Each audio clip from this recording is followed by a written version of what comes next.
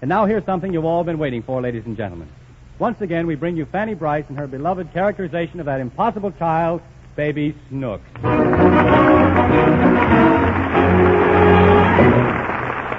As usual, Daddy Snooks, played by the one and only Hanley Stafford, is in trouble. Drenched to the skin by an unseasonable downpour, he quietly lets himself into the house as the clock strikes.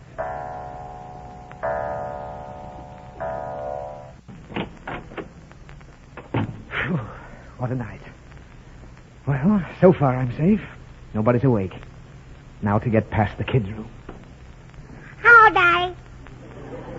Oh, Snooks, how come you're up? It was thunder and lightning, and I got scared. Well, there's nothing to be scared of. Go back to sleep. What time is it, Daddy? Oh, it's just 11 o'clock. How do you know, Daddy? Well, I can see the time on the hall clock. Yes, it's just 11. Is it? Yes. Then you better get the clock fixed. What for? Because it only rang 3 times. Well, I'll take care of that. Now, go back to sleep. I've got to get out of these wet clothes and get some rest. Where was you, Daddy? I'll tell you in the morning. Now, tell me now. No. Ah! You'll wake Mother up. Don't you want Mommy to wake up? No, of course I don't. Then tell me where you was. Oh, I had to attend a business meeting. Why are your clothes all wet? Because I had to walk home in the rain. Why? Oh, I forgot my wallet. Oh. Daddy, What? don't you ever win? Now listen here, Snooks. You stop that kind of talk. When I tell you I've been to a business meeting, that's the end of it. That's my story, and I expect you to be satisfied. Understand? Uh-huh. Well, that's fine.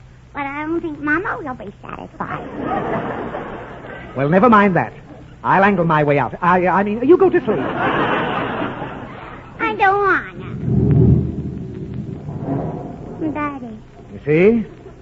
You hear that thunder? Mm-hmm. Why did it do that? The heavens are angry because you are not a good little girl. Oh. When you misbehave, it rumbles like that as a warning. And when you tell fibs, the thunder gets even louder. Then I ain't gonna stay here in the morning. Well, why not? 'Cause I don't want to hear that awful noise. Oh, what awful noise. When you tell Mommy where you was tonight. Now, what makes you think I won't tell her the truth? Why, I've never told your mother a fib in my life. What's the matter? I started to laugh, but the thunder scared me. Well, go to sleep and you won't hear it. All right, Daddy. Well, thank heaven. Good night. I've got to get out of these wet clothes before I catch a chill. Good night. Good night.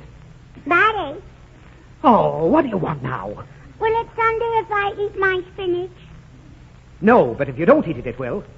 Why? Because it will. Does it thunder eat spinach? Oh, no. And why must I eat it? Because it's a green vegetable, and green vegetables make red blood. Green vegetables make red blood? Yes. Does red vegetables make green blood? Oh, of course not. Why? Because there's no such thing as a red vegetable. Beets is red. Oh, no, they're not. Beets are red in color, but they're really green. Yellow turnips are green. White celery's green. It's a green vegetable. It's green no matter if it's blue. Do you feel all right, Daddy? No, I feel terrible. The reason they call a red vegetable green is because it contains a chemical substance known as chlorophyll that has no color at all. Now, what's the matter? No, I don't feel good. Well, go to sleep before you wake Mommy up. I mean, go to sleep. Tell me a story. Oh, Snooks, please. Hey, you see, I'm catching a cold. Let me go to bed. First, tell me a little story. Oh, I can't remember any stories. Then make one up. All right. Some bad boys were throwing stones at the lion, and the man who owned the lion came out and said, if you throw any more stones at the lion, I'll turn him loose and he'll eat you up. And they did, and he did, and the lion did. Good night. Now, what's the matter? You told me that story before. I did not. Last time it was about a bear. Well, I want to hear another story. Down as to be, Stokes. If you don't go to sleep, you simply must go to sleep now. Well, what are you laughing at, you little scamp? I'm catching a cold. You sound so funny. Oh, shh. Don't wake Bubby. Daddy! Keep quiet. I think Bubby's awake. Bless you, Daddy. Don't answer her. Look, are you all right? Yes, Bubby, I saw one. Is that you? Say yes, Snooks. I'll be in trouble if she finds out I just came in. Yes, Mommy, it's me. Don't tell her I'm here. Why did your voice sound so funny? What I say, Daddy?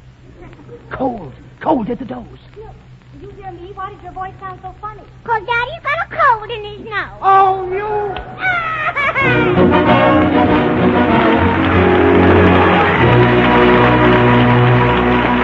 Thank you, Baby Snooks and Hanley Stafford. Thank you. Now here's Ted Pearson. Well, Bob, with good news back on the air for the fall, I have some good news of my own to contribute. It's news of importance to every lover of good coffee, but particularly to you people who haven't tried Maxwell House coffee lately. Well, Ted, let's have it. Well, I guess nearly everybody knows that Maxwell House coffee has been contributing to good living for over 3 generations, that it's one of the world's really fine coffees. Well, that's not news. But no matter how good a product is, determination and the knowledge that comes from constant research can always find a way to make a good product better. And that's my good news for tonight. Maxwell House has now been made an even better coffee. Yes, everybody who is now enjoying Maxwell House is drinking a coffee that's richer, even more delicious than ever before. Coffee that's been improved in 2 ways. That sounds interesting, Ted. What are the 2 new improvements? Well, Bob, you know, of course, the first secret of a rare and truly fine coffee is its blend. Well, this already superb blend of the world's choice coffees has now been still further enriched to give you an extra smoothness and mellowness of flavor, an extra full-bodied goodness. And then, all the rare richness of this wonderfully improved Maxwell House blend has been captured and held by a new method of roasting called radiant roast. This remarkable roasting method uses radiant, penetrating heat that gives each single coffee bean not just the surface roasting, but an even roast all the way through. You'll get a more tempting cup of coffee because of these new and subtle flavor tones it helps bring out. Yes, on 2 counts, you'll now discover in Maxwell House a fullness and richness of flavor you may have never known in coffee before. So if you haven't tried Maxwell House lately, ask your grocer for a pound of Maxwell House coffee tomorrow. The coffee that now, more than ever before, is good to the last drop. A Meredith Willson arrangement of another new tune that's going places. As Long as You Live.